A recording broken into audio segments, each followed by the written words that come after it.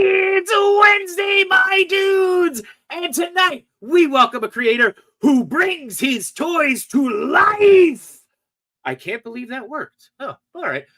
He's given us some of the craziest mashups we've ever seen, including Barney versus John Cena, which is just Barney versus nothing there. Hey, Wonder Woman versus the Grinch, and Bob Ross versus Darth Vader. Forget the high ground. Have a little happy tree, Eddie. Please welcome DGDX official to the show. And if that wasn't enough reason to stick around, we'll also be picking a winner for the Chubsy Wubsy giveaway. So, I don't know. Start the show, Machu. What are we doing? What are we doing to start the show? Start the show.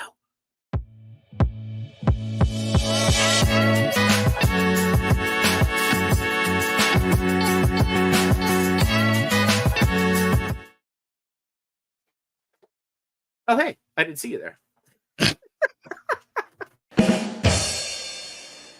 I was like, oh, there's no way I'm going to get turned around in time. There's no way. So,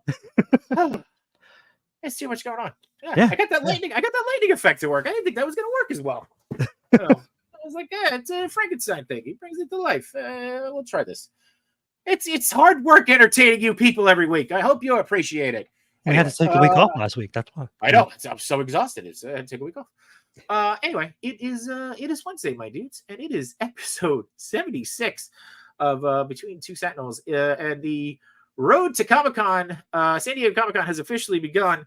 If you guys did not see our special stream on Monday with Cheney and Kevin toying around and No Chewing, and 796 Studios, we announced that we will all be together in a house, the San Diego Comic-Con content house, I guess we're calling it. I don't know. Doing a bunch of crazy shenanigans. So lots of cool stuff will be coming from there, and there might be some other streams and announcements as we get closer. So it was pretty cool to announce that. And thank you for Cheney for setting that up, and thank you to Kelly for helping set that all up too. So what's new with you, Machu? Nothing. I was supposed to get Amazing Yamaguchi Winter Soldier today, but that got delayed, so I'm getting it tomorrow, I think. Okay. But I did get a Mezco figure over the weekend. Oh yeah, Storm Shadow, which is why I was wearing the white gloves, because I don't want to get this white suit dirty. You want me to give you full screen on that? You've been putting a lot of pictures in the chat on it. You've been certainly enjoying it, that's for sure. Oh yeah, I'll just put it on this. There you go. I also got Mezco this week. Not nearly. Well, depending on how you want to look at it. I got shockingly more Ninja Turtles. I got the 5-point set showed up. Oh, nice. Which honestly really surprised. They came with alternate arms, alternate legs. I'm really surprised as to how much like personality and movement these little guys have. So how do the arms move? You said they're like on ball joints? Yeah, like on a ball joint. So and there's no joint here. Wrist is jointy. But there's like different levels of bend to it. So, you get pretty good movement out of it. And the same with the legs. There's no joint, but on a ball joint. So it's already like pre-posed joints. Yeah. So it's easier. Yeah, you mix it around. Make some stuff happen. So not too bad. Not too shabby. Anywho, like you said, we took last week off. So let's check in with the chat. Let's see what our friends are doing. We got some new people coming in here too, because Dylan is a basket case. I hope that's self-proclaimed. I'm not saying that. This DGDX is the best. We know, that's why we invited him on. Dom says, just woke up from a nap. Need to find some crackhead energy. Hell yeah, Dom. We'll do our best. We need that too. Best to provide it. So Paul says, hello, everybody. We got Josh Brown says, hump day, my dudes. Captain McKay is here saying, what's up, fellas?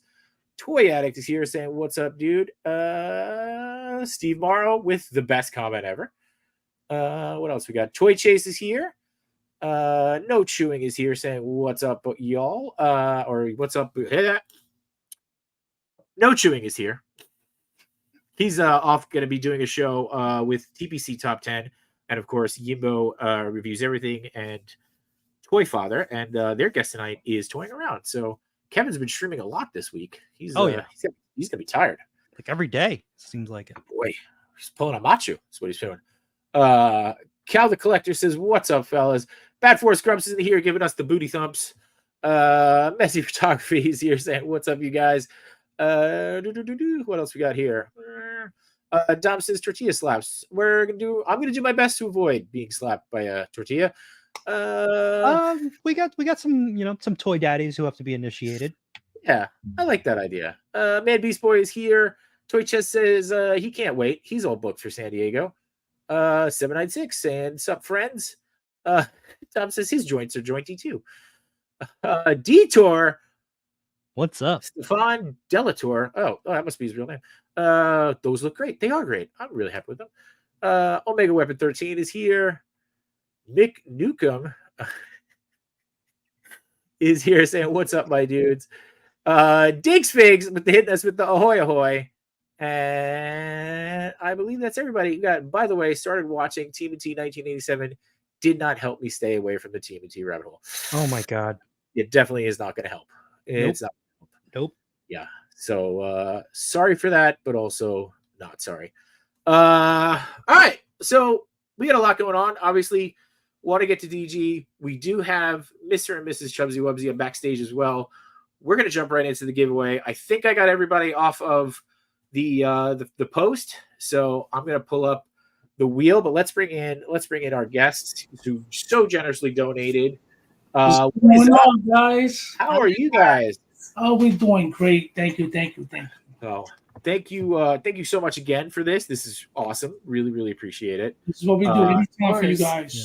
Thank It's you. our pleasure. So great. And we were talking backstage a little bit, saying that we honor and recognize our tribal chief and all you do for the community. And of course, here you go. He's got his championship belt right there. So yeah, I almost got smacked with the belt. Let me move out the way. Thank you for Daddy Toy. They got me this for Father's Day, man. Great gift. It's man. so Thank good. you. That's awesome. I think I counted it up. There was about 14 people who entered the contest. I think I got everybody's name on the wheel. So if you're in the chat, go ahead and take a look at the wheel. Make sure that your name is on screen. I don't want anybody to feel left out. That should look right. And yeah, if we're good, we'll just go ahead and spin it. Yeah. Right. What? What's wrong with the wheel? I think you're missing a color, J Shot. You think so? Oh no, I'm pretty sure I got everybody. That should be I think you're missing. Yeah, no, I'm just gonna. Fine. Just the color. Okay.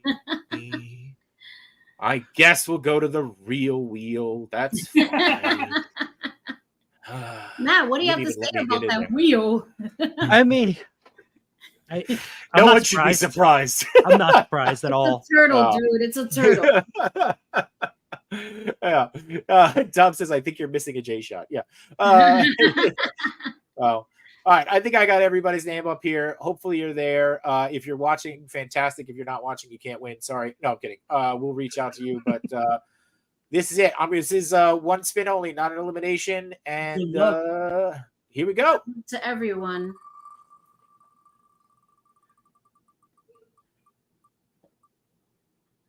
I can't see. There you go.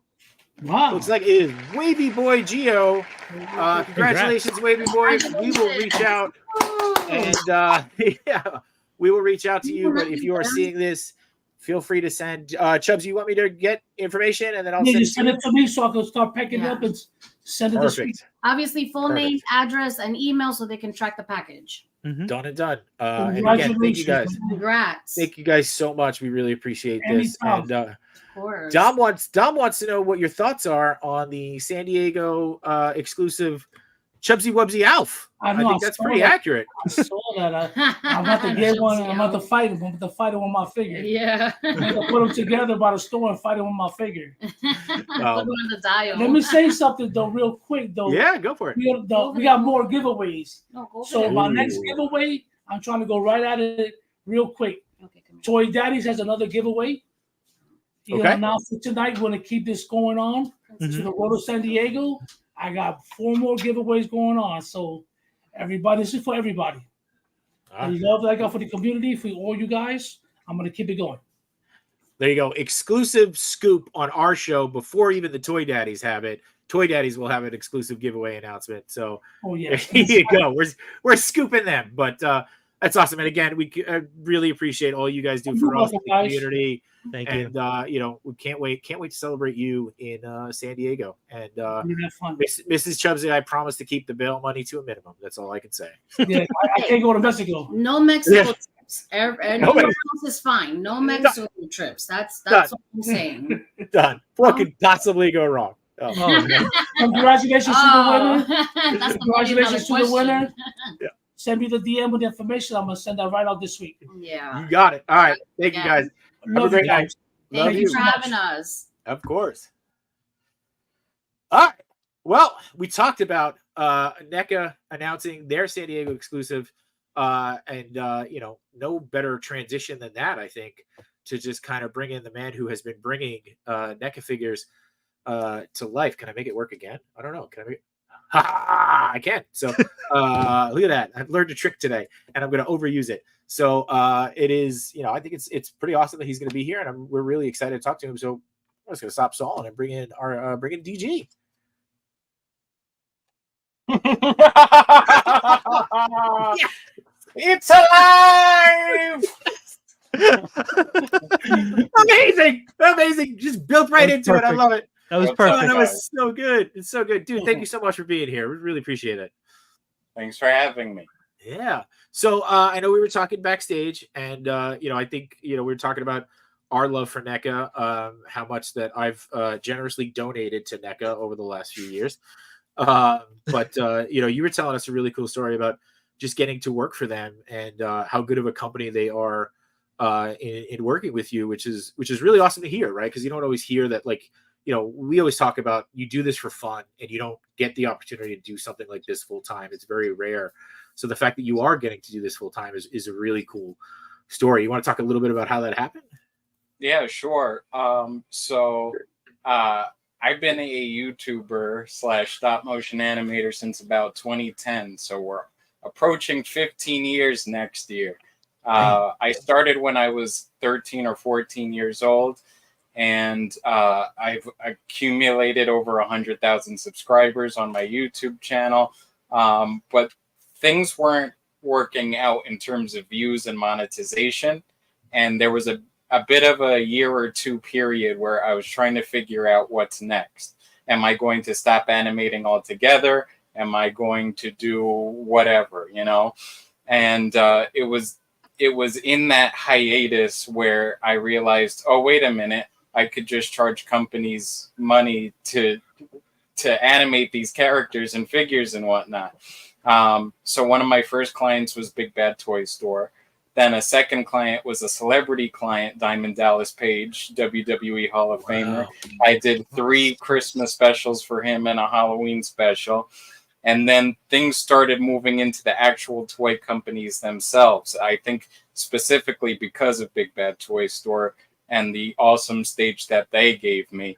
I got to work with Tamashii Nations, Jazzwares, Hasbro, Jack Specific, tons and tons of companies. But in 2021, a guy named Blaine pushed my Instagram over to Randy, and Randy messaged me on Instagram, and he was like, "These are so sick. How much are they?" Gave a price. He was like, "Let's try one with gargoyles."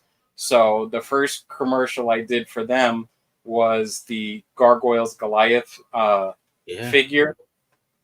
And then after that, he was telling me about a then secret, which was, hey, dude, the Ninja Turtles? Hey, the Universal Monsters? We're going to combine them together for a series. And I was like, oh, snap. Hell yeah.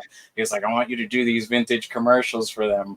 I was like, I'm totally in. I'm 28, but I'm probably the youngest Universal Monsters nut out there.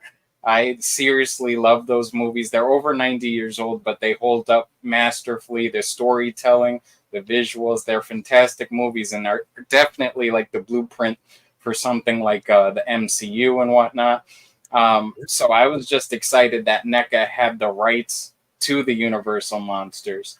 And so we did the Frank and Raphael commercial that August, I believe, or September, and then we did 2 more, which was Halloween Kills and then American Werewolf in London.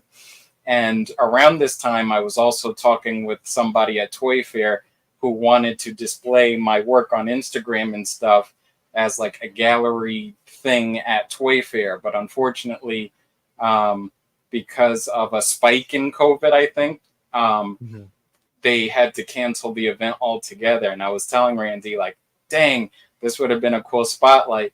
And then not too long later, Randy said, hey, why don't you just come work with us? And I was like, dude, I'm in.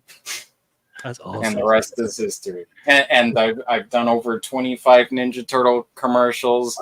I've done a billion Universal Monster commercials. I'm just a commercial machine for them. That's awesome. And I love that. And I think this is I don't know if this is the one that you were talking about, the original one for NECA. This might not be it.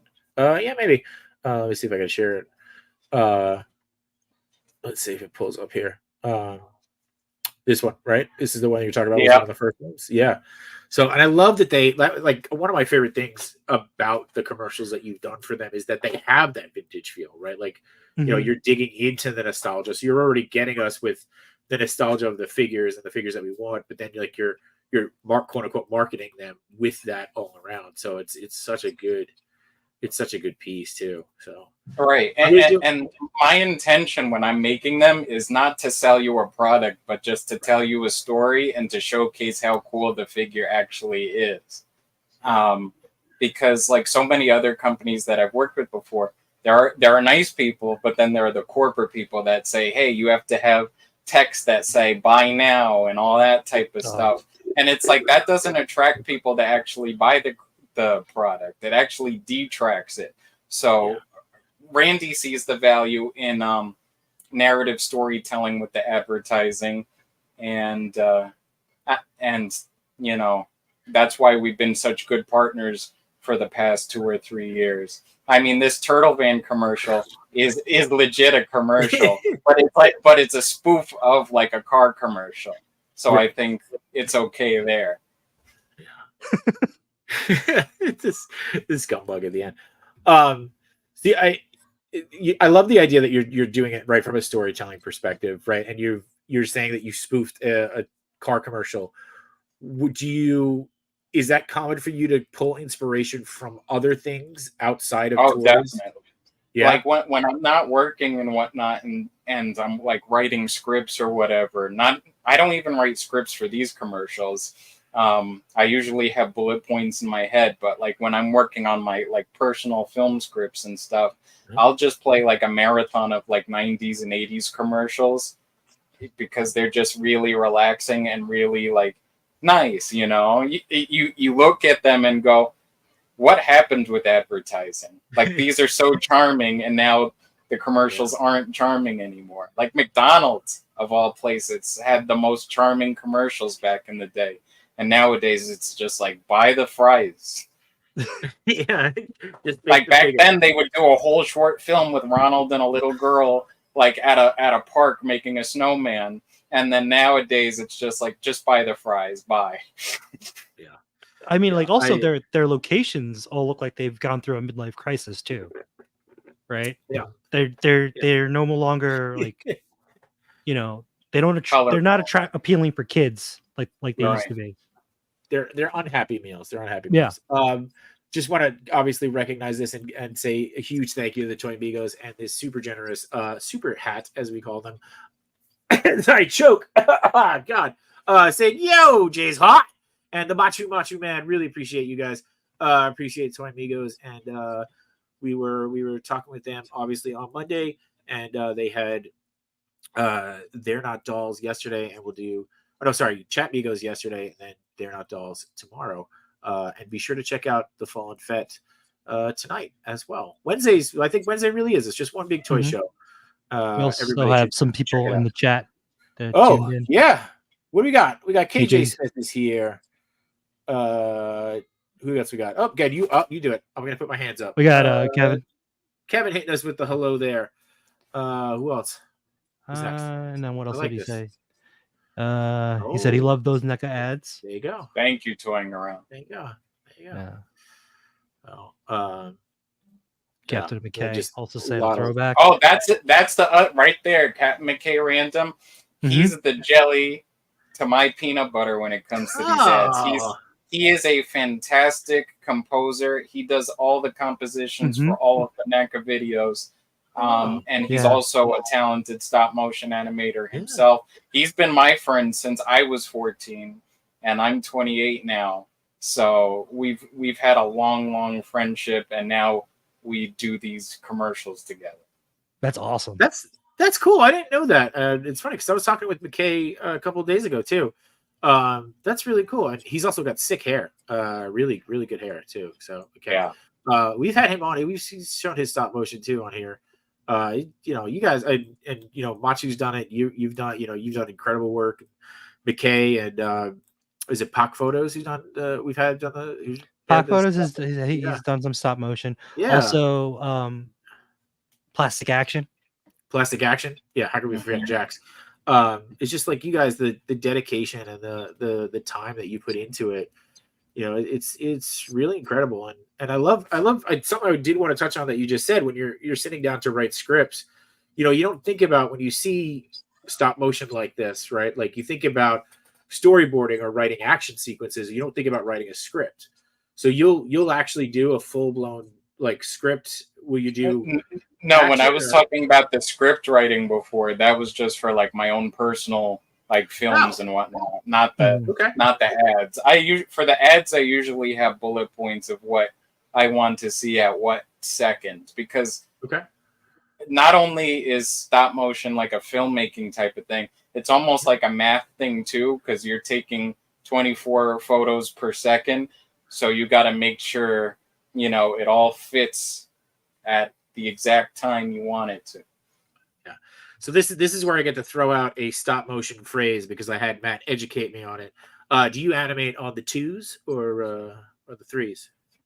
It's actually 1s and 2s. But I do a mix of both, because sometimes slower scenes require 2s and faster scenes require 1s.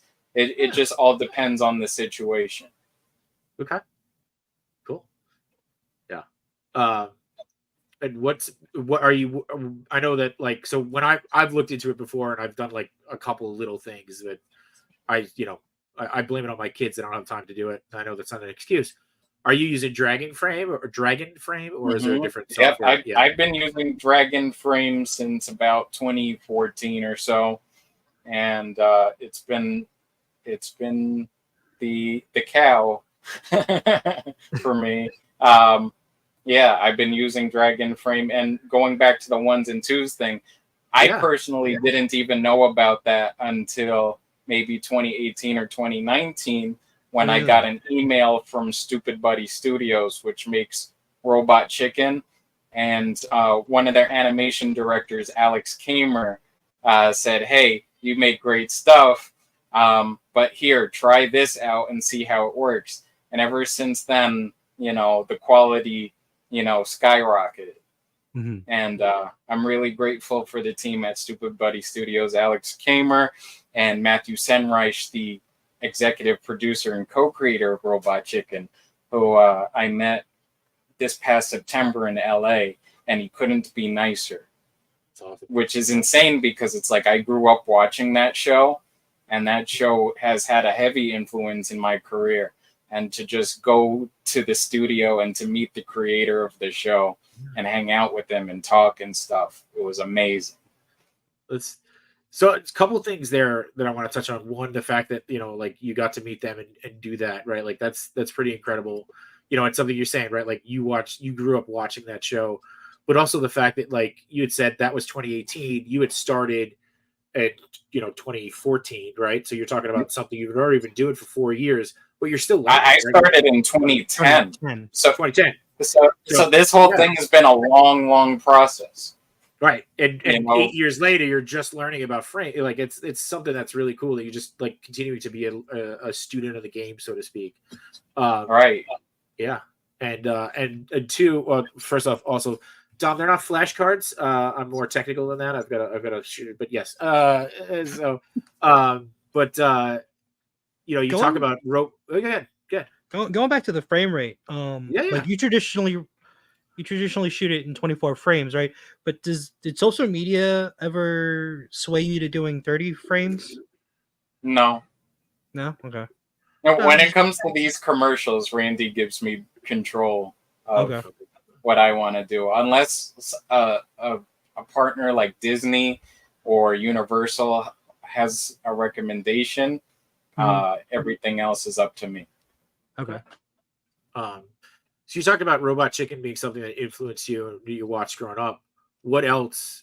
What else was some of your biggest influences? Definitely Nightmare Before Christmas, the Iron Giant, the Hanna-Barbera cartoons. I'm a massive fan of Hanna-Barbera. I love the Flintstones, the Jetsons, Scooby-Doo, Tom and Jerry, Yogi Bear, Huckleberry Hounds, you name it. I loved it growing up. And those Hanna-Barbera cartoons, they weren't exactly, the most expensive cartoons to make. They were cheap, but they taught me how to do what I want to do at a low budget. Okay.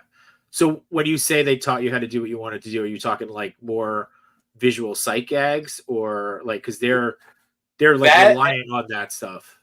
That and like the starting out, like the frame rate and whatnot, because their frame rate was a bit choppy and whatnot, but it was still very watchable. And how was that? It's because the story was captivating and whatnot. And I'd like to think that the stuff that I was doing up until I really buckled down and did this freelance was sort of in that Hanna-Barbera vein, that people really loved the story and whatnot, despite, the technical limitations that I had at the time. Sure. Yeah. And another thing, other than going back to like the storytelling, the Twilight Zone is another influence. The Twilight Zone was made on a very, very low budget, and they were able to do such incredible things through their amazing writing. Of course, Rod Serling, and yeah. I mean, that's it's something Matt and I both have gone through film school too. It's it's what you hear when you're going through that, right? It's like, don't think about big budget. Don't think about what you would do if you had this. It's like, what do you have in your hand? What can you do with it? And it's something we talk about too. Just in I haven't gone through film school. Oh well, sorry. All right. Sorry. Good. All right. Now I'm the odd man out again. It's all right. Wait. Controversial opinion. I hated film school. Yeah, Matt, you take it out. I'll take the night off. hey, kids who want to do this full time, just make it on the side as a hobby, and go to school for marketing. Marketing or graphic design? Yeah, I did both. I double majored. I did graphic design. Yeah. I went marketing and film production. And oddly enough, I still use both today, which is weird. Very rare. So when you said Hanna-Barbera influenced you, it's funny because I could, as soon as you said that, I could see that style represented in you, right? Like the smoke effects are very representative of that, right? Like the movements in your style. And one of the things I did want to talk to you about was how you do those effects, right? Like they look like cotton balls, but I can't, like, are you like physically pulling cotton balls apart? Like that seems tedious as all hell. How do you get the zone and have the rhythm for that? It's actually much easier than animating the figures themselves. Oh, okay. Because smoke isn't like a solid entity. It's just like it's always moving. So it doesn't matter if it's misplaced or whatnot. As long as it's going in one direction, you can make that illusion pretty easily. Like whenever I do, I think in the Gremlins commercial, there's a Gremlins commercial that I did for NECA, the Demolition Gremlins. There's a part where one of the Gremlins is holding a bomb, and it's a bomb transition. And typically those are pretty easy because it's just starting out small and getting bigger and bigger and bigger. And then when you press play, it's just like. Let me. I was gonna see if I can find that real quick. Matt, if you want to grab a chat. MBG 1211 is a big fat liar. I don't know him. It seems like there's history there. Demolition Gremlin before or after Turtle Van? Oh, I got it. I think I got it. It's probably the same time. Okay. Let's see. I think I got it. Present, share. And that's one that Joe Dante shouted out. So I was really happy about that. You got it? I think so. Here we go. This one? Yep. All right. Also want to shout out. There you go. There's the bomb. Right? And boom. And so this is all practical on the sides here. Yep. Wow. Everything that I do, for the most part, I would say it's 90% practical always. I try to avoid green screen as much as possible. Yeah.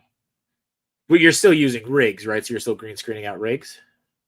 It's not green screening, it's more masking. So you take a shot of the background, without anybody in it, and then you proceed to animate. Okay, got it. So all of this, when you film this, it's all. Are the camera movements in post? No, they're all practical. So you're moving the camera too with Mm-hmm. Okay. So yeah, go ahead. And if you want to see another crazy example of practical stop motion, look up either the creature from the Black Lagoon video or the Leonardo as the creature from the Black Lagoon. Right. Both of those are 100% practical, and people have a hard time believing that. I think so. That's something that, because of digital aspects, right? Like you appreciate the video, but like sometimes when it's all practical like this, you don't really take in the fact that this was all practical, right? Like you just assume that, hey, okay, that must have been a digital camera movement. So there is some element of that gets lost. So I always love when we have these conversations and you hear that it's like, okay, this was all practical. Like, it just kind of gives a new element to it. And this one was tricky because typically the team at NECA knows that I typically like to work with two of the same figure, so that one that I can put on the rig. But for this video, we didn't have any duplicates from the factory yet, I guess because there was a delay or whatever. Mm-hmm. So the reason you see the creature from the Black Lagoon swimming in black and white is because I was like, oh man, how do I make the Gillman, swim or whatever and make it look all natural without the rig and everything. So right there, the black and white swimming and everything, he's actually hanging on like fishing line. Oh, okay. He's hanging on fishing line in front of a screen. Wow. And my back was in enormous pain after this video, but it turned out fantastic.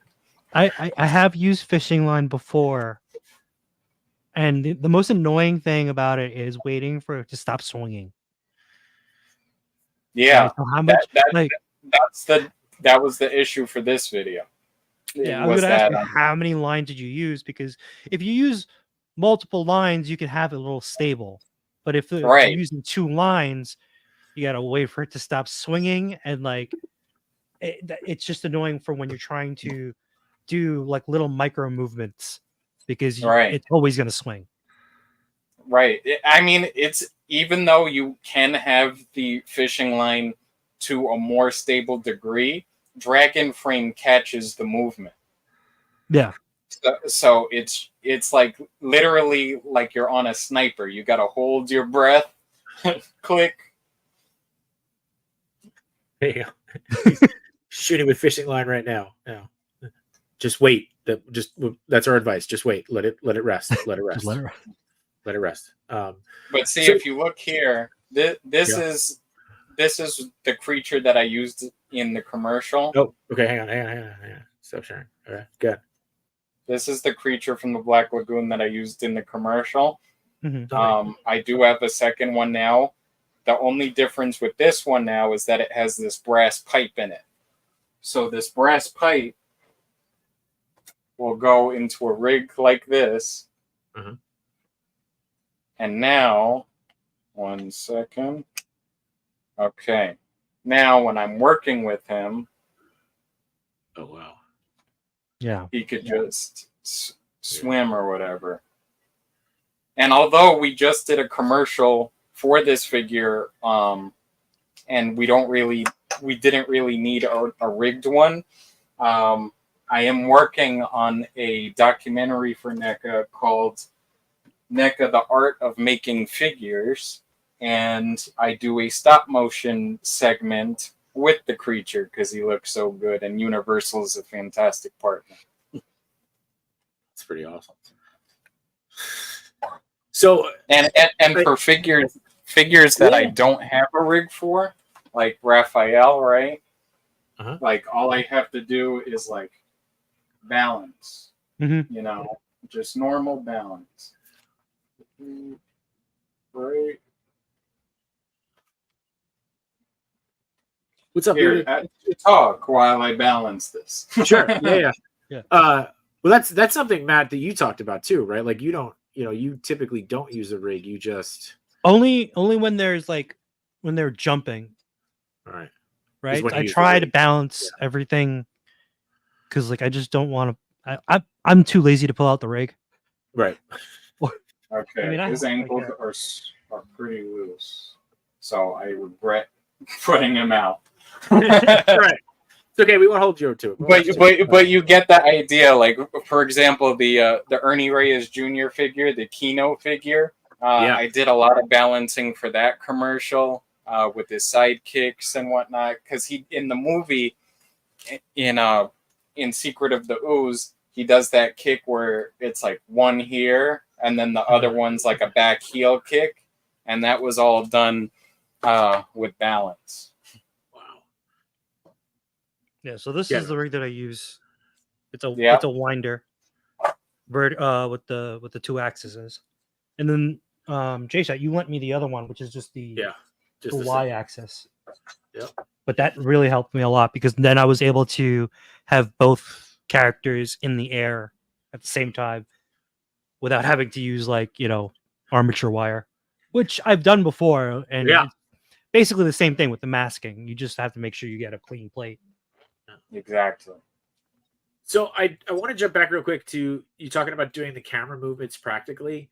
I feel like I remember watching a behind the scenes piece, and I can't remember if it was honestly, I can't remember if it was the ILM piece that was on Disney Plus or if it was Nightmare Before Christmas, where they actually showed like having a little bit of like there was a tape and a timer so that they could get the tracking shot of the camera to move at the same frame rate. Are you moving it at the same way like that, or are you just no? Okay. With Dragon Frame, there's a live view, and you can onion skin it. Onion skin means you could see the last photo, so I kind of eyeball the camera motion. There you go. All right, here you go. This another $5 super hat from the Toy Amigos saying, "This is so awesome. I'm learning so much. I don't think I would ever have the patience for stop motion. Mad props to DGDX. Toy Amigos, thank you so much. And honestly, I did message DG before, and I was like, hey man, if you're up for it, would love to kind of get into this a little bit because I'm a nerd on this stuff, and hopefully other people are too." And there was a chat up here, I think, from Steve Morrow that said, "Hey kids, just send super hats to 2 Sentinels to continue to learn life lessons. And hey, if we can make your life a little bit better, we've done our job." So Captain McKay looks like he's got something. He says, "Mine's a different brand, but it's an XY gimmick, and it's treating me great." I think that was in response to the Cinemark. Yeah, Spark. Yeah, that you have. What's the one that I wanted to get was the kinetic armature, and that's from those are the 3 that I have. That's what you have. But they ship really fast. Do they? Okay, but you have to email Mhm. them and then basically. No, you can just buy it. They're in stock. Every time I try to buy it, it says it's not in stock. So I guess you know what? I'll talk to you after we're done Yeah. with the show. We gotta To see what I- let them know you know DG, and then you'll be fine. Yeah, So yeah. yeah. So Well, they don't know me. I don't think so. How never know. many rigs do you have? I have 3. Okay. So I have 2 of these. I have 2 of these, and 1 winder. Some people can buy it. I got waitlisted. Oh, maybe they're getting popular. I Yeah. used to just be able to get them whenever, Yeah. but they're expensive. They're like 100. They're like 100, right?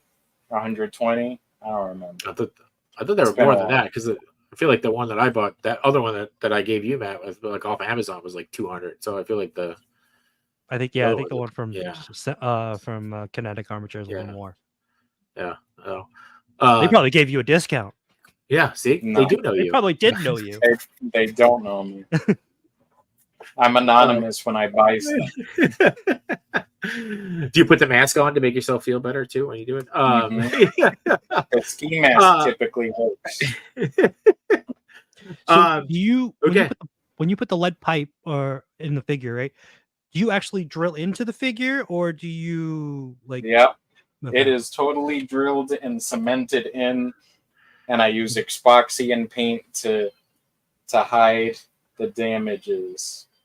So you could see that I made it look like the rest of the fin, Mm-hmm. but it's still fully functional.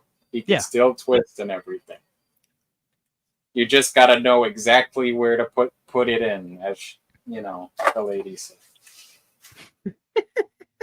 Nice. I wish. Well played. I wish Well played. I had this queued up. You had it there. And Oh, right and by on the cue way, is Daisy Bear. everything that I say is my own opinion. Yeah. Should have said that an hour ago. Yeah, we're talking about that. Yeah, DG does not speak for any brands but his own, so we're good. What else? Oh, so all right. So you do this stuff for NECA and other brands, but you also do these other ones for yourself. Like, how do you find the time to? Is it one of these things where, like, you know, you get an idea and you just want to do it, you just got to bang it out, or is it something where you're like, okay, cool, I know, like, you know, National Pie Day is coming up, I want to go make something for that. A lot of the time, I do it literally the night before. Like the Zangief and Wolverine one, I did literally the night before it came out. Because I'm like, oh, Instagram, there's a deadline. So I just shoot them out sometimes. Other times I do plan them because, like you mentioned, National Pie Day happens, and Friday the 13th, and Deadpool vs. Wolverine happens. So I do take those into consideration, and I have bullet points of what I want to do on what days. And usually I do them the night before because during the day I'm dealing with NECA. And nobody bothers you at night. Best time to work. Right. Well, they don't bother me during the day. I just do the work for NECA, and then I let Randy know when it's ready. No one bothers me. They let me be in my space, which is awesome. And BG says, yeah, he wouldn't hop on Fortnite with me because of that. So yeah, I feel you, dude. I feel you. Well, I wouldn't hop on Fortnite with them anyway because I don't know. Ooh, well, there you go. That's right. That's true. I'm getting conflicting messages here that you guys know each other, you don't know each other. We're gonna have to solve this by the end here. So, all right. So you literally, this is something that you're just like, okay, I've got an idea. I'm gonna bang it out tonight, and then you put it up, and it's it. Like, so this takes you 4 hours, 5 hours. I mean, it just depends on my energy. Like if I'm hyped up, I'll get it done fast. If I'm not, you know, it'll take a lot longer and little to no sleep. Is there a project that you did, whether it was personal or for a client, that that challenged you and like got you to learn the most from it? Right, like everybody always talks about their favorite project, but like I always like to talk about like what was the project that was actually the one that like challenged you or like was one of your hardest projects? Oh, The Thing. The Thing. Okay. The Thing, the dog. That dog was a nightmare to work with. An absolute nightmare to work with. It looks fantastic. The detail is spectacular. The paint is spectacular. Animating it took forever. But the video turned out fantastic, and I believe it's the highest viewed video on NECA's Instagram. Other than the Bride of Chucky commercial. We got Loco Lou in the chat saying, "What's poppin', people? Hit that like button." Oh, yeah, we're so bad about that. Hit that like, hit that subscribe button. Why can't I'm sorry. Now I'm over here looking for The Thing. I sound like a crazy person. All right, I'm gonna keep looking. It's on their YouTube channel too in widescreen. That probably makes more sense. NECA has a YouTube channel? Who knew? They sure do. So you could watch all of these fantastic animations on your TV if you want to. Shh, now it's yelling at me. Okay, here we go. Oh, here's the thing. Ultimate dog figure stop motion. Okay. I'm going to kill the audio just so we don't get in trouble. You don't have it on the right. You don't have to. There's no copyright stuff. So there you go. This is it. This is the dog, right? Yeah. Yeah. And that's me doing Norwegian. It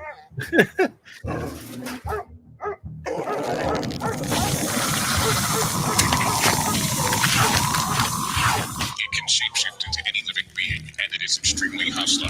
Be ready and proceed with caution, for you must seek and destroy the Thing. The Thing Ultimate Dog Creature Set and the Thing Ultimate McCready Last Stand action figures, each sold separately, new from NECA. So you say that it took the longest amount of time for you. What, like how long is that?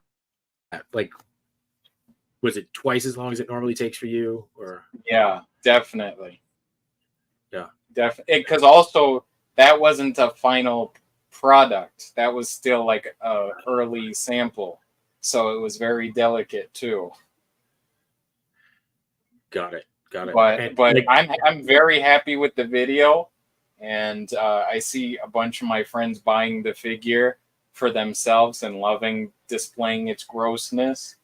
Because that movie is wild, and NECA is only crazy enough to do something that wild, and that's why I love being there, is because they think of these random, like, niche characters and whatnot, and just make kick-ass toys of them. Like, who makes Flash Gordon, right? But those figures are so awesome. Yeah. Do you want to highlight that one, Matt? You can take it. Steve Morrow. I'm looking down here because my iPad is here, so I'm looking at comments over here too. Captain McKay says he gets hit with the '89 Batman belt ad all the time. Oh yeah, they're pushing that one, and they're pushing the life-size Megan a lot. Yeah. So. Steve Morrow asks, DG, do you still enjoy the process as much as when you started, or enjoy more, or enjoy less? It depends on what I'm working on. Mm-hmm. For the most part, I enjoy it. It's like it's in my DNA to do this. So, but also there hasn't been any like intellectual properties that I don't care about or anything that I'm forced to work on or whatever. NECA luckily has some fantastic IPs that I love working on, such as Universal Monsters, Ninja Turtles, Back to the Future, Jaws, like really awesome brands that I love. And the coolest part about it is, like, after these commercials air in sometimes like the talent involved with it, like, share it and stuff. I remember waking up one day, Randy sent me a text, and Christopher Lloyd shared the Back to the Future commercial that I did. And I was like, oh, snap. And Back to the Future is one of my favorite movies. If you look over here, it's a little bit of a mess. I got the Hot Toys DeLorean and the Back to the Future Hot Toys over there. Oh, wow. Look at that. That's awesome. We got a couple DeLoreans there. Look at that. Yeah. It lights up and everything. I'm just not showing that right now because the lighting, I'm still working on things. Yeah. So we could just do a room tour too while you're at it. We got a pretty good collection there. So, Really one impressive. day, I'm in the middle of refurbishing and cleaning, and there's some classified stuff down at the bottom here. Yeah. We don't want to run any risks on that. So Dylan asks, did you do the Tumblr ad? For Big Bad Toy Store? Yes.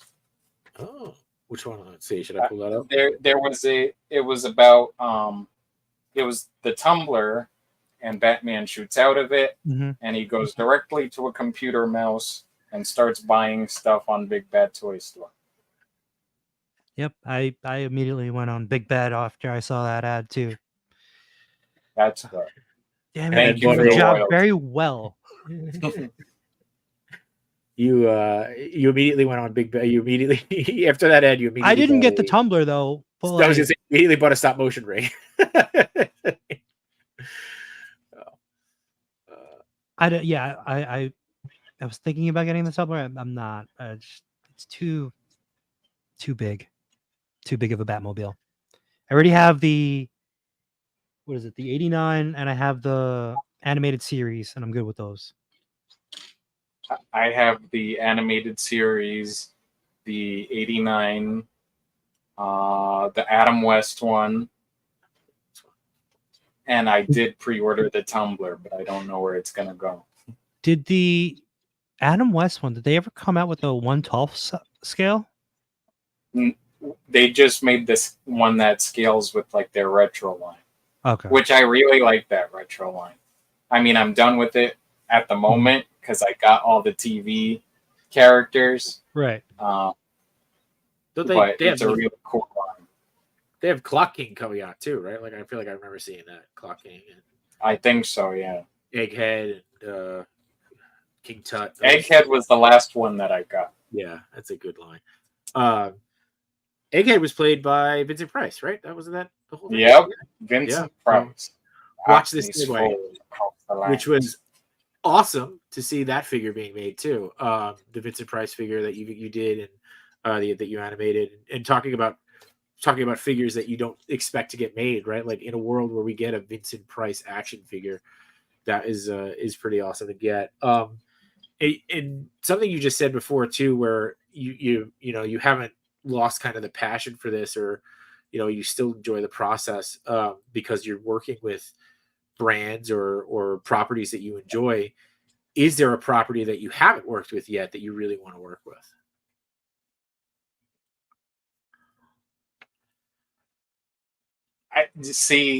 I wanted to. All right, let's do the top 3 things I would like to work on. Hell yeah. I mean, not even specifically toy ed, but if it was a show or a movie or something, Spider-Man is definitely on the list. Mm-hmm. I'm not surprised. I that's the one IP that I can think of that I would want. Oh, so I've done the commercial for the Lon Chaney Phantom of the Opera, but everybody at NECA knows that I'm absolutely obsessed with the Andrew Lloyd Webber Phantom. Okay, and I wish they would make an Andrew Lloyd Webber Phantom of the Opera, and I get behind that. Yeah, and if I was given millions and millions of dollars, I would make a stop motion film of that show. Wow. That's okay. Okay. If you were given millions of dollars, you would do the Andrew Lloyd Webber Phantom of the Opera. Would that figure be modeled after the original cast, or would you pick a different cast? I mean, the Michael Crawford one is iconic. But I don't know. I'm not sure. Okay. I'm not sure. I don't think it would make sense to have someone else voicing him because he's in his late 80s now. Well, that's what So I'm I'm saying. pretty sure. You pull the original cast recording, or do you update it? Oh, okay. No. Yeah, I would update it. Funny enough, I became close friends with the last actor to play the Phantom on Broadway. His name is Ben Crawford. I went to go see the show with my little sister. I took my little sister for the first time to see it, and I thought this dude was a pretty good Phantom. So I went on his Instagram and I saw he had a Raphael profile picture. I was like, oh shoot, he's a nerd. So I hit him up, and he knew me and I knew him, and I was like, dude, did we just become friends? He's like, yep. So little me would have been psyched to learn that in the future he becomes friends with the Phantom of the Opera. That's pretty awesome. It's really cool. That I've seen that. I've actually seen that play 3 times on Broadway. It was one of my favorites growing up. It was my mother's favorite growing up, and she's a big theater person too. So it's pretty cool to like just hear that like just randomly, right? Like that's not something we talked about. For you to talk about that and the Michael Crawford and Andrew Lloyd Webber piece of it, and it's not something you think about, right? Like you don't think about getting a lot of theater figures because I would say that you get that opening cast and then people come and go, and you don't. Who do you model that after?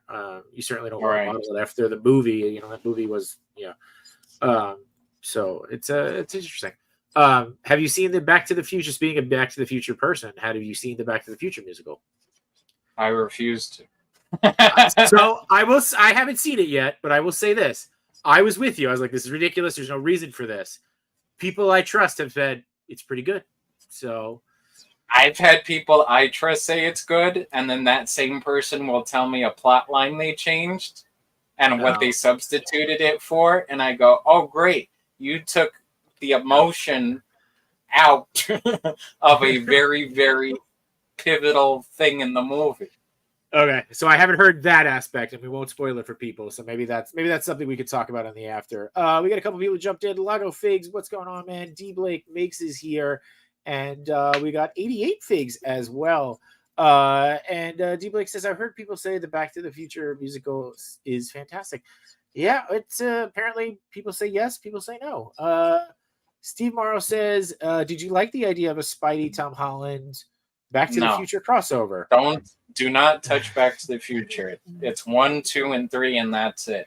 Have we not learned from Star Wars?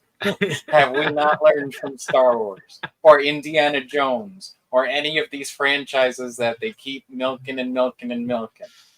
I thought Ghostbusters Afterlife was pretty okay, but Frozen Empire, I'm like, okay, I love Bill Murray, I love Dan Aykroyd, I love Ernie Hudson, but like, pause. So I got 2 things. One, I can make a case for Dial of Destiny. I didn't hate it, and Raiders. I didn't hate it either, but did we need it? Honestly, it pivotal? Am I going to revisit it? I would say we needed it because I didn't want to go out on Crystal Skull. So I'll take that. But we didn't need that either. So like, wouldn't you just go back in time and stop at Last Crusade? Well, if I had the Dial of Destiny, yeah, I would have went back and stopped. But like we didn't, so we had to go forward. Shit, there was a second part to that. What did you say? We didn't need Indiana Jones, and we didn't need. There's something else you said. Ghostbusters. Ghostbusters. So my son is like all of a sudden huge on Ghostbusters, and he said. He was like, I want to go see the new movie. And I was like, you can't see the new movie until you watch the originals. Like, it's just like rules in the household. You can't do it. Mm-hmm. And I was like, he's 5 years old, right now 6. And in my head, I was like, I don't know if he can watch this movie. Like, it's this movie. Like, I remember this movie being scary. So for Father's Day, we sat down and we watched the Ghostbusters movie. And the scene where they go to the library and the librarian turns and like becomes like all creepy. And I'm like looking at them to get their reaction. And I'm like, oh my God, I remember being terrified as a kid, but loving it. They start laughing at it. And they're like, why does she look like that? She looks like Play-Doh. And I was like, oh my God, she does look like Play-Doh now. The graphics don't hold up. Oh my God. And they just laughed through the whole movie. And I was like, stop it. And you felt crushed. Okay. I felt crushed. I was crushed. My kids were braver than me at this age. It's terrible. Yeah. A lot of kids and younger people aren't appreciating the classics. You know, one thing that's good about film school, I'll say, is that before you watch a movie, the professor says put your mind into that time period.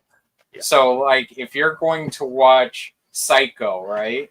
Halloween doesn't exist. Nightmare on Elm Street doesn't exist. Chucky doesn't exist. Scream doesn't exist. You're sitting in 1960 watching this type of movie for the first time. Right. And then I will say that was one thing that I did, because I have a 6-year-old and an 11-year-old, and my daughter, who is getting into acting and stuff, I said to her, I said, you got to remember, when this movie was made, there were no cameras, there were no digital effects. So everything you're seeing is practical. And she we actually explained to her how they would do this. How do they make the cards shoot up? How do they do all that? So definitely giving them an appreciation for that. My 6-year-old doesn't understand, right? He's standing there going, yeet, and doing all that crazy crap. So, but she certainly during my hiatus in 2017, 2018, I taught at a film summer camp in Manhattan, and one of the other fellow TAs, right? She and I had to watch these kids for a while because there was a delay with an assembly or something like that. So we were like, how about we do this? We play an episode of The Twilight Zone, and then we play an episode of Black Mirror. And unanimously, they hated Twilight Zone and loved Black Mirror. Now, let me describe which episodes we play. For Twilight Zone, I chose the episode where Burgess Meredith, my favorite episode. Yes. Is reading his books. Everyone's giving him shit until one day he goes in the safe so he can read, and the world explodes, and he goes outside, and finally nobody is going to give him shit for reading, right? Mm-hmm. And then at the end, something happens where he can't read anymore. Yep. So it was fantastic storytelling and acting on Burgess Meredith, who played the Penguin in 1966's Batman. And then we played an episode of Black Mirror that starred Kurt Russell's son, where he goes in a haunted house, and it's like virtual reality or some bullshit. And they just loved the spectacle versus the storytelling and the lesson. They love the spectacle over the loss of the spectacles. What? That's the one episode of The Twilight Zone I think I've seen and remember. It's a great episode. Yeah. It's a great episode. It's crazy though. Like, a lot of people, they don't care about storytelling or anything much anymore. You see movie theaters dying. You see TV people cutting cable and whatnot. People are just more attracted to key jingling TikTok, Yeah.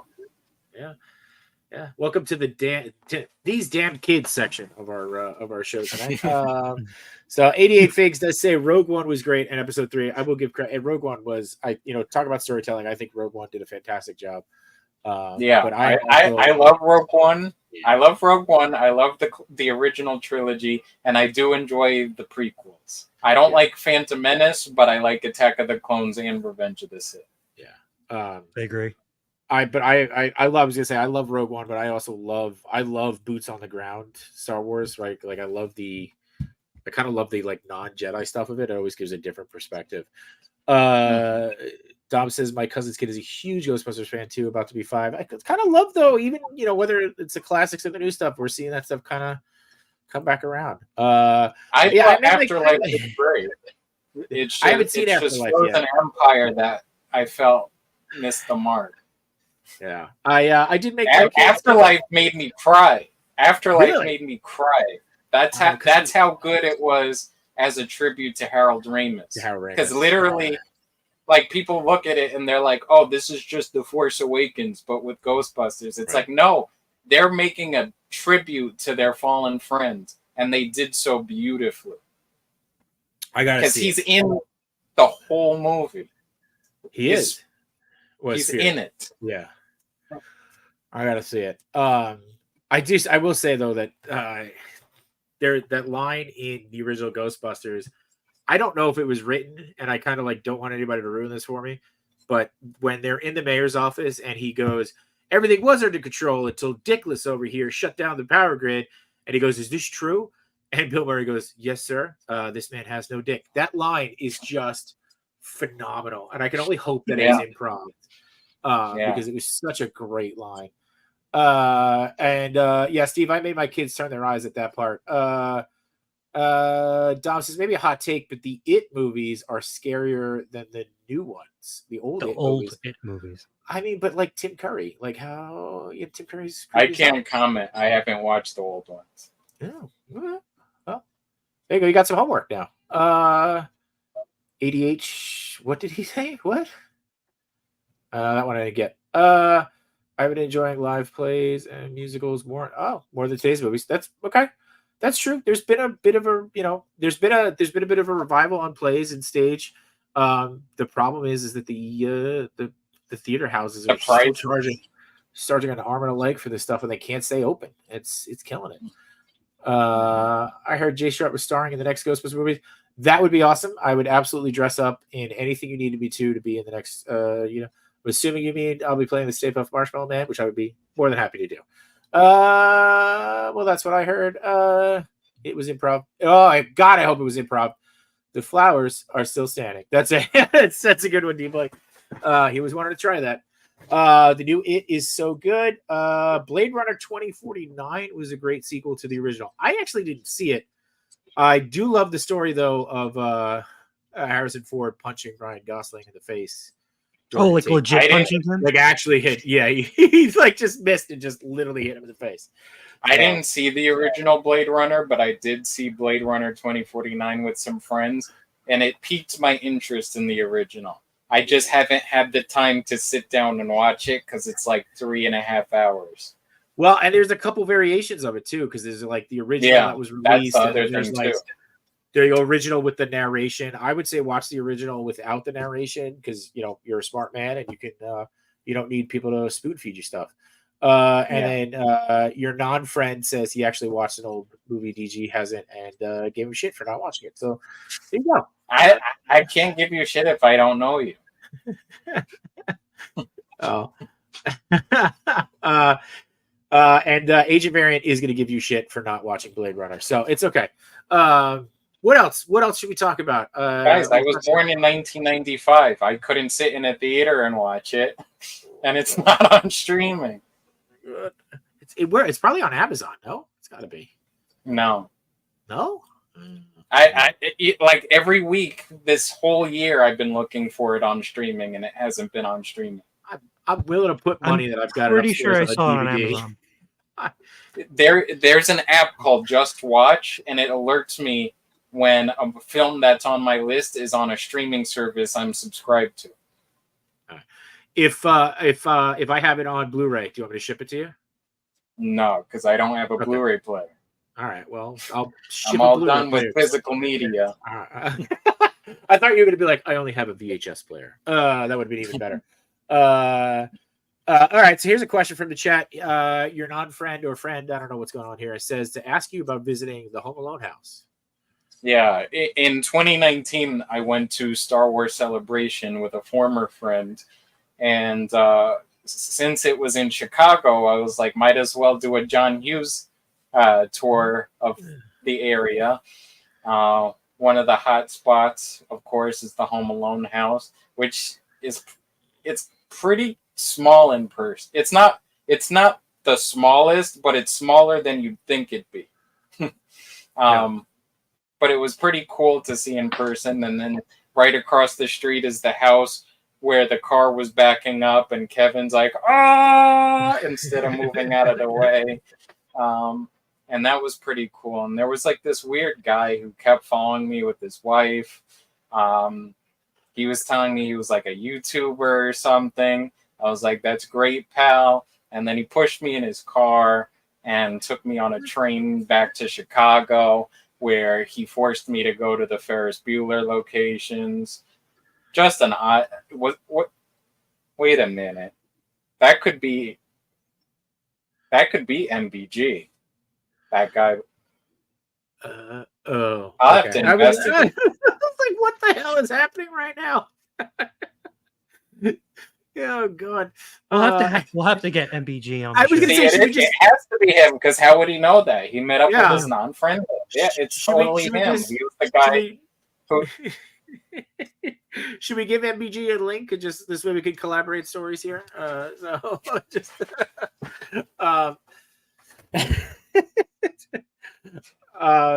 what's another personal project that you're working on that you're excited for everybody to see? You don't have to give it away if you don't want to, but or are they literally just like they'll pop in and Well, for multiple years, I've been working on a personal project called Bergman the Burger Monster. Well, that's the character.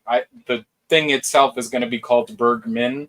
I did a short with him back in 2021, and it did okay on TikTok for an original idea because original ideas don't do good typically. But this thing got over 20,000 views as an original idea.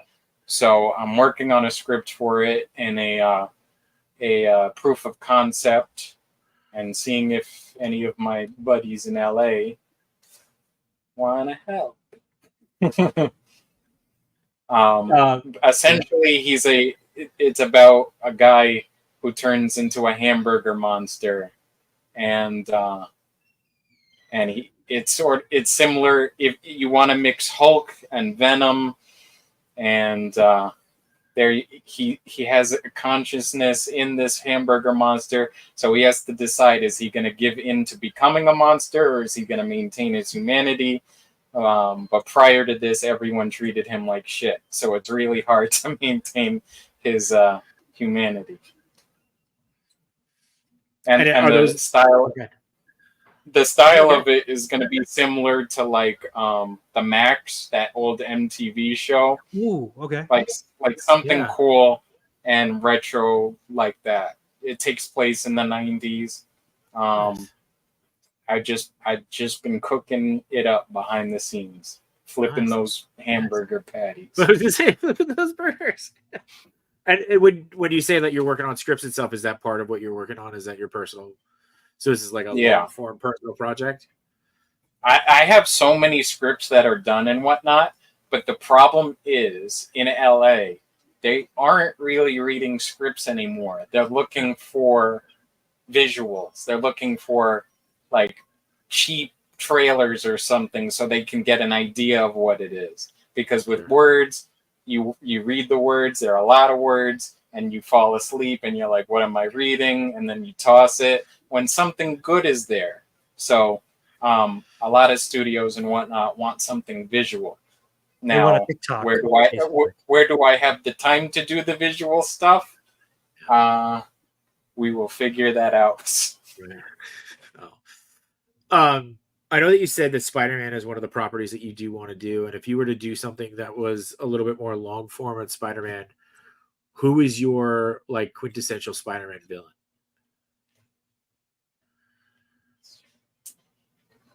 Like, what is my favorite Spider-Man film, or what's the idea of a perfect Spider-Man villain? film? Who's your quintessential villain? Who's your villain? Yeah. See, I love Green Goblin, I love Doc Ock and all, but they've been done to death. Yeah. I feel like there's potential in Electro because the Jamie Foxx Electro sucks. I did write a fan film a couple of years ago that I was going to film in live action that involved Kraven the Hunter and Chameleon. Oh. Okay. But then again, now they have their own movie. It actually had Kraven the Hunter, Chameleon, and Rhino in the same movie. And now they're doing the Kraven the Hunter movie with Chameleon and Rhino. So, yeah, but it's a Sony movie, so it's a Sony movie. So does it actually going to count? I was gonna have my buddy. I have a wrestling buddy named Anthony Gangone, and I was gonna have him play Kraven the Hunter, and it would have been really, really cool since we had wrestlers as the villains and stuff. Some cool fights could have happened. You have a bunch of wrestling friends, right? I do. Yeah. because we share a common wrestling friend, TJ Marconi. Ring a bell? I do know TJ. Yes, I do. Yeah. It's been a while since I've seen him. Yeah, same here. He trained me. Well, he helped train me in the ring back in 2013, I think. Okay. 2013, 2014. Him and who was the other guy? Well, one I can't say his name because he got into a lot of trouble. Oh, With the law. think I know. You know who I'm talking about. I think so. Does he like lollipops? Oh, is this the Staten Island guy? The Staten Island guy. Yeah, you know who exactly. Oh, I know who you're talking about. Yeah. There was another guy. Darius Carter? Yep, Darius. I know. Mm-hmm. I don't know him personally, but I know. But you know who he is. Yeah. Matthew, were you Matthew friends was with Vince Vince McMahon? I was not friends with Vince McMahon. Guys. It's not that guy. Not Yeah. that guy we're talking about. That's funny. Like, does he like lollipops? That was a good way to put it. Now, Matthew, you trained in wrestling, right? Mm-hmm. Do you still wrestle at all, or did you stop altogether? I stopped altogether. Yeah, because Yeah. it's hard. It is not easy. It's not easy. You're putting your body through a lot, and there was just like a mental aspect to it that I was just like, I don't know if I could do this. Like the moves I can understand. It's just you're really sacrificing a lot more than you think when you first go into it. I used to be on a show called Grimm's Toy Show, GTS Wrestling, and he had this ring in his backyard, and he didn't have padding. One day he didn't have padding for the ring, so he got like that children's like block padding. Oh, okay. And he was like, well, just use that. And he was like, it doesn't hurt. And this is the first time I ever took a bump. The moment he was like, we're going to do a test, he slams me, my back was out. But guess what? This was before filming what we had to film. So I'm like, God damn it, I got to stick through this with a hurt back. Oh, no. Do it again. and it's like when you're being power slammed and stuff, it's almost like you have vertigo because you have no idea where you're going or anything. I'm like, I do not like that feeling. No, it's like you gotta be crazy to do it full time, which is why I give TJ Marconi, Diamond Dallas Page, Paul London, all the wrestling homies prop. Yeah, but do you think that like because you're a wrestling fan, that it helps with the stop motion because the physicality is like breaking down the movements? Yeah, I would say that. When I started out stop motion, it was primarily doing WWE animations. When Mattel first got the license for WWE, I had the Edge figure, and I was like, I'm gonna start animating now. So if you check my YouTube channel, I think it's like the first video that's on there is Edge doing a spear to Evan Bourne on a table or whatever. Do you have that J-Shot? The rest is history. There was because I took an animation class in college and then I dropped out of it. Mostly because of time, because I had a job that I could if I was going to continue taking this class, I couldn't work X amount of hours for the week, so I dropped that class. But I should have stayed with it. But I did do a stop motion with using, I think it was the TNA wrestling figures because they had a little more articulation than the Jax at the time. Jax wrestling figures. Yeah. If I could find that, I will show you. I'll play this. I'll play this while you look for that. Is this it? Yeah. Yeah. That you have to take. You have to. Yeah. You think you know? Oh, sorry, Run DMC. Where did I put my Yeah, see how choppy it is? It's on my bed. 14 years ago, though, dude. Like, think about that, right? 14 years ago, this is where you were. It's it's got to be cool to go back and see this. Yeah.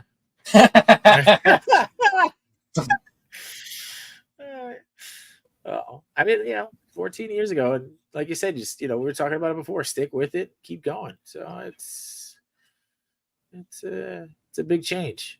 It's a big change from where you are now and the work that you put in. This one, look at this one. All right, talking about Sentinels. Yeah, that one's awesome. Can you believe those nuts at Hasbro don't try to steal me away?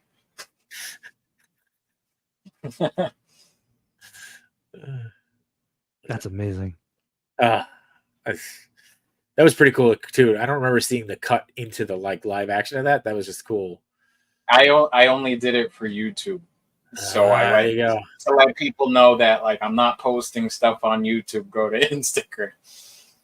Yeah, that was good. But I'll just That's pull good. it up on screen.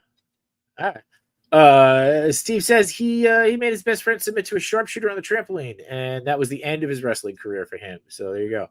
My friend used to know an indie wrestler who was 600 pounds, and his finisher move was the moon assault. I want to know what the moon assault is. The moon's it's like a backflip belly split. Oh, damn! It's an agile guy. That's pretty impressive. Was it Vader? And I know. Wow. I'm pretty sure Vader does a moonsault.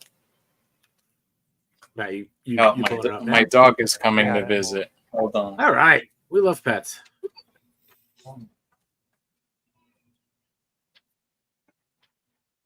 What's going on, chat? What do you guys up to? What's everybody doing? This is in my How are you? old YouTube that I don't even have access to because somebody else. I'm gonna say I think it's a Korean channel now. It's a Korean channel now? Yeah, it's Korean letters on it. But Look at the dog. What's your dog's name? Her name's Leia. Leia. Aw. Oh, what's up, Leia? Like Princess Leia. Oh, Your dog She's a has good been in dog. some of your videos, right? she has. I did a video with her with Superman. I do remember that one. So Those this are one- the TNA figures from Marvel Toys.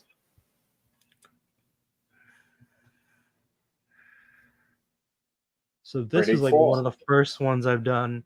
I think I was still in college at that time.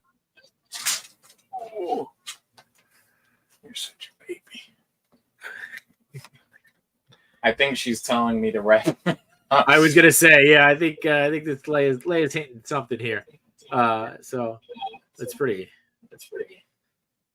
awesome though. What do you Matt, this is how long ago? Uh-oh. We do got a little bit of an echo going. Let me see. This was This is pretty good. 16 years ago. 16. Nice. Oh. Better than what I was doing 14 years ago. Well, I still think the moral of the story is yeah, we got a bit of an echo going. I don't know what changed. So DG, I don't know. Did you pull your headphones out or something? No. Okay. Hold I'm gonna on. move that. Oh, I'm going to take it out. Yeah. Okay. So we still got to go. All right. Is it me? I don't know. Maybe Nope. for my You there? No, I don't know. All right, let's try it. Okay, if we mute. DG, it's coming from you. Yeah. Oh, Sorry, man. Okay. There you go. All right, seems to have got still there. Okay, cool. DG, I'm gonna mute you real quick. I hate technically the old production gremlin. That's the one thing that you do learn from film school, whether you go to it or not, and whether it tries to steal everything. It always shows up when you least expect it. So I will say this: Machu showing his work from 16 years ago, DG, you showing your work from 14 years ago. I think the moral of the story is if you stick with it, it's something you love, you're only gonna get better at it. So DG, man, it's been an honor talking to you tonight and having you show some stuff. It was a true masterclass, dude. I I know I learned some stuff. I tried to show off, and I got my ass handed to me. So,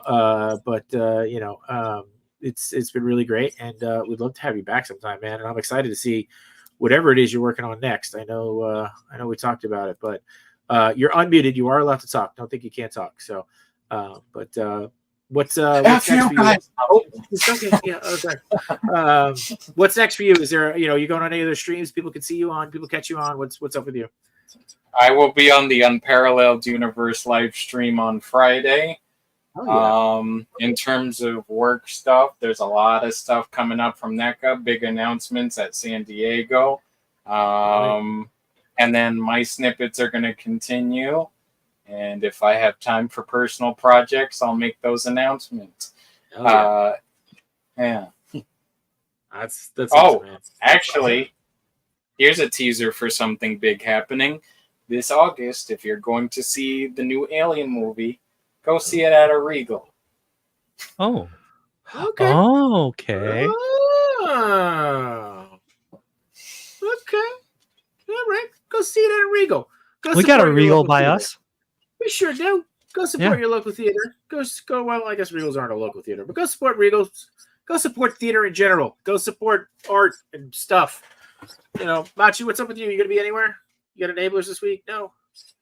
Yeah. Just all right. I was debating on, shooting this guy. I think you should. I think it looks awesome. I mean, you got it shot right there. I think you just need to just take it, right? Yeah, it's already lit. It's good. Just pull the trigger. So, all right, I'll do that. Right. I need an SD. I need a memory card in there. All right, get a memory card in there. Let's let DG go feed Leia. We'll wrap it up tonight. And she ate already. She just wants hugs. She just wants a hug session watching The Sopranos. Same.